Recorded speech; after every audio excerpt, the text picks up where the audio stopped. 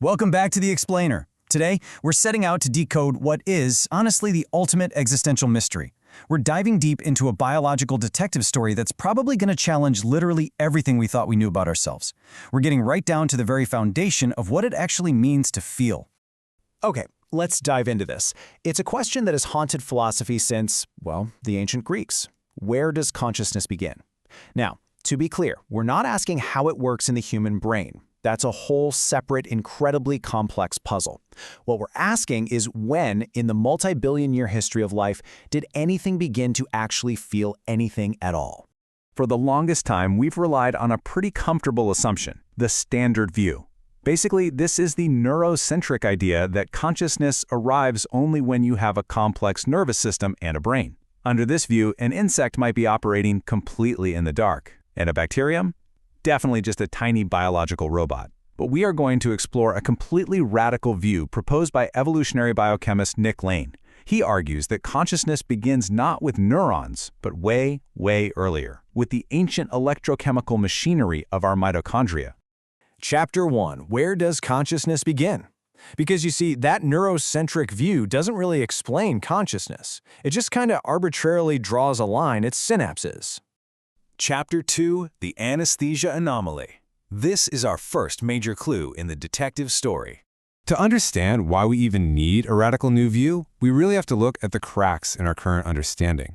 Biophysicist Luca Turn offered this absolutely brilliant provocation. He pointed out that almost the only thing we know for absolute certain about consciousness is that it's entirely soluble in anesthesia. And look how utterly bizarre this list of chemicals is. We've got ether, chloroform, nitrous oxide, steroids, and even a noble gas like xenon. I mean, these are chemically diverse substances that share absolutely no obvious structural similarity. Yet, when inhaled, consciousness reliably and reversibly just dissolves. For decades, we assumed they just melted into the lipid membranes of neurons. But, well, neurons aren't the only cells with those membranes, right?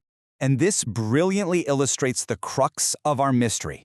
It turns out, anesthetics don't just knock out highly evolved human neurons. No, they completely immobilize single-celled, brainless amoebas, too. They totally suppress the behavior of organisms that possess absolutely zero neurons. Which forces us to ask a pretty paradigm-shifting question. If you can render an amoeba unconscious using the exact same chemicals that knock us out, was that amoeba conscious to begin with? This rhetorical stepping stone pushes our entire investigation away from the brain and much, much deeper, right down to the cellular level. Chapter 3. Inside the Cellular Powerhouse. Let's zoom in and find the true target of these anesthetics. So, we're zooming out from the macro scale of brains, way back in time, and deep into the micro scale. Around 2 billion years ago, as biologist Lynn Margulis famously discovered, a host cell engulfed a free-living bacterium in an extraordinarily rare event. These engulfed bacteria, they became our mitochondria. They actually kept their own genome and their own ancient biochemistry. Now, this evolutionary event predates the very first neurons by over 1 billion years, yet these mitochondria are exactly what power every single complex living cell today. And inside those mitochondria is some of the most elegant machinery in nature. Think of it kind of like a microscopic hydroelectric dam. Electrons stripped from the food we eat are passed along a chain of protein complexes. That's the electron transport chain, until they're finally handed off to oxygen. As these electrons move, their energy is used to pump protons across a folded inner membrane, creating a massive pressurized gradient.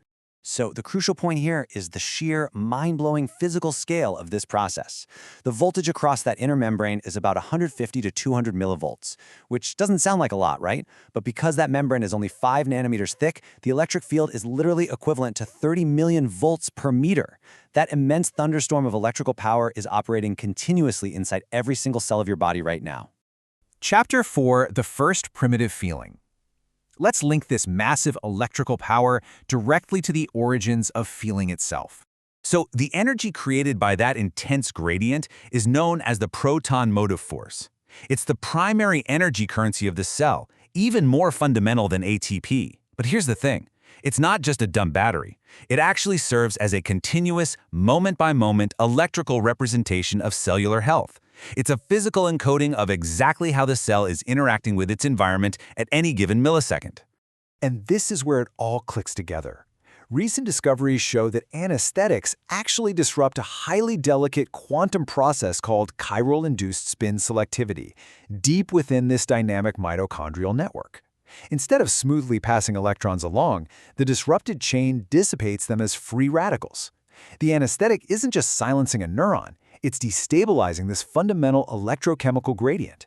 It's basically turning off the cellular power grid. Lane's hypothesis is that this fluctuating state is the most primitive form of feeling. And I mean that literally, not as a metaphor. It's the actual physical substrate. Think of it as a stark binary signal. On one hand, you have doing well, a steep, stable gradient when nutrients and oxygen are plentiful. On the other hand, not doing well, a faltering gradient caused by starvation, poison, or stress. It's definitely not rich, complex human thought, but it is a raw biological status update. Chapter 5. 2 billion years of feeling. Let's tie this all back to the overarching rules of evolution. Because for feelings to be real, for evolution to actually care about them, they have to be physical states that genuinely change what an organism does, right? The evolutionary logic goes like this. First, the internal electrochemical state changes. Second, that not doing well signal drives a functional activity, like maybe an amoeba moves away from a toxin, or a brainless root tip curves through the soil to seek out water. And third, natural selection acts upon that physical state. If an organism can register its own condition and act on it, it survives. If it's blind to itself, well, it doesn't.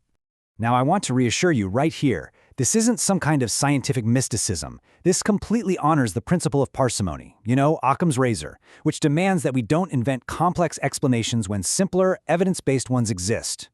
By pointing to a measurable, manipulative, physical substrate, the proton-motive force, we're taking a purely philosophical puzzle and turning it into a testable scientific program. We are grounding consciousness in the known physics of electrochemistry. And this brings us to a profoundly beautiful conclusion, summarized perfectly right here. Feeling may be as universal a property of life as metabolism itself, because it is metabolism apprehended from the inside. Just let that sink in for a second. The electrochemical process that a biochemist measures from the outside with a machine is the exact same process the cell is experiencing from within. As you can see, consciousness is likely not something the brain invented, but something it inherited. So, I want to leave you with this final, truly provocative thought. If your mitochondria inherited the very first spark of feeling 2 billion years ago, what does that mean for the consciousness experiencing this explainer right now? Take a moment today to just look inward at your own ancient cellular makeup. Thanks so much for joining me on The Explainer, and remember to keep questioning everything.